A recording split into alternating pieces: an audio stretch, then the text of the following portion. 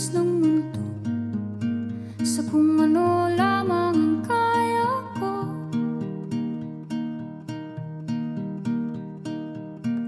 Bigang-biga na sa mga problemang di masolusyonan agad, parang wala nang bukas. Pwede bang umiwas? Hinahanap ang sarili